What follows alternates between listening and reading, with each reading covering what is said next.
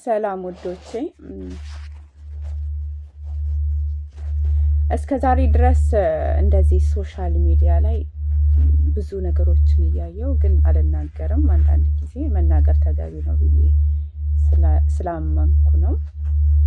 ትላንትና አርቲስት ነፃነት ሞቷል። የማይሞት አላህ ብቻ ነው፣ የዓለማት ጌታ። እሱን በማምለክ ላይ ሆነን እንድንሞት የዘውትር ጸሎታችን ነው።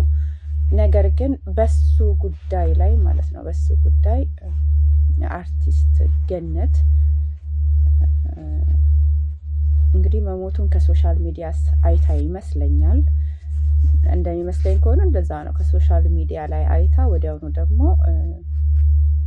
ካሜራ ደቅና በሟች አካባቢ ያለ ቤተሰብ የሚሆን ጓደኛ ደውላ የአሟሟቱን ሁኔታ ስትነግረን ነበረ።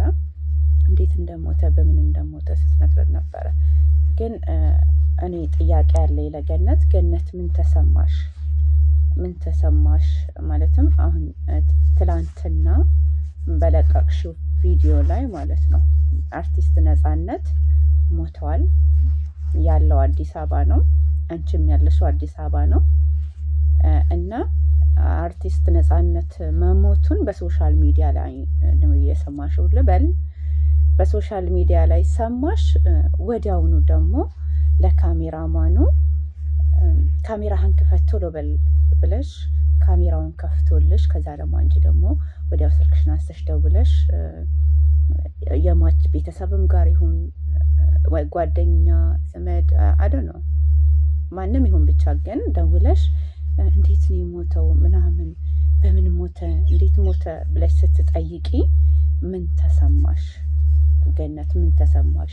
ከዚህስ ነገር እኛ ምንድን ነው የምንማረው?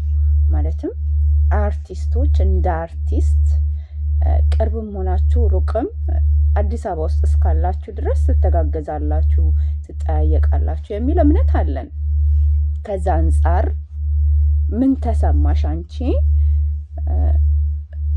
አርቲስት ነፃነት ሞቷል፣ ያለሽው አዲስ አበባ ነው፣ በሶሻል ሚዲያም አየሽው እንበል። ነገር ግን ደውለሽ ካሜራ ደቅነሽ ራስሽም ካሜራ ማን ሁኚ፣ ሌላም ካሜራ ማን ይኖርሽ፣ ሌላ ካሜራ ደቅነሽ የአሟሟቱን ሁኔታ ስትጠይቂ አንቺ ምን ተሰማሽ? እኛስ ምንድን ነው የምንማረው? ጥያቄ ነው። እንግዲህ ምን እንደተሰማት እንድትነግረን ነው። ከአንቺ ምንድን ነው የምንማረው? አሁን ከትላንትና ቪዲዮ ምንድን ነው የምንማረው?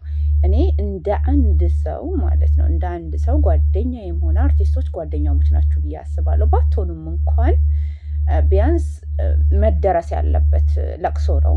አርቲስት ነው፣ ትተዋወቃላችሁ፣ ሙያችሁ አንድ አይነት ነው።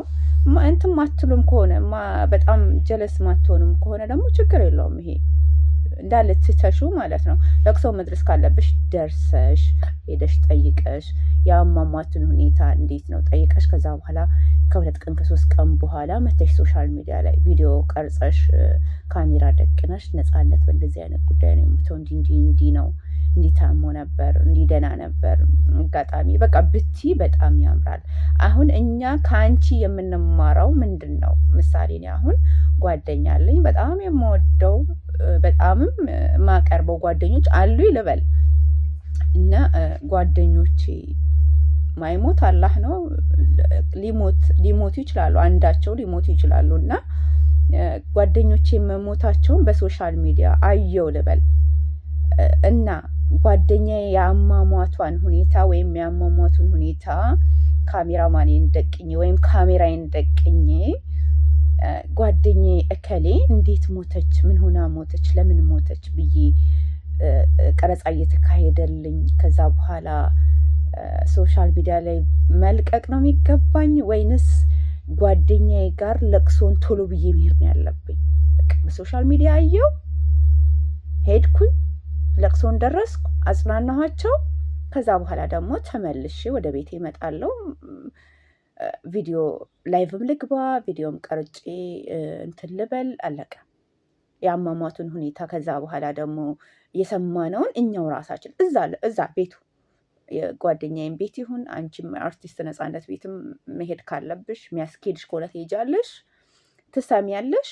ከዛ በኋላ ከ2 ቀን ከ3 ቀን በኋላ ወይም ስትመለሽ ቤትሽ አርቲስት ነፃነት እኮ በእንደዚህ አይነት ሁኔታ ነው በእንደዚህ አይነት ኬዝ ነው የሞተው ብለሽ ትነግሪናለሽ። እኛም መልካም ነገር እንማራለን። ምን አይነት ጎበዝ ነሽ፣ ለቅሶን እንደሰማሽ ቶሎ ብለሽ ሄደሻል። አሁን ግን እኛ ከአንቺ የምንማረው ምንድን ነው ነው? አንደኛ ሶሻል ሚዲያ ላይ ነው ያየሽው እንበል፣ ግን የአሟሟቱን ሁኔታ እንኳን ቪዲዮ ለመቅረጽ ቪዲዮ ማለትም ካሜራ ደቅኖ የአሟሟቱን ሁኔታ ደውሎ ጠይቆ ለእኛ ለማስረዳት ትንሽ አልሰቀጠጠሽም ወይ? ትንሽ አልከበደሽም ወይ?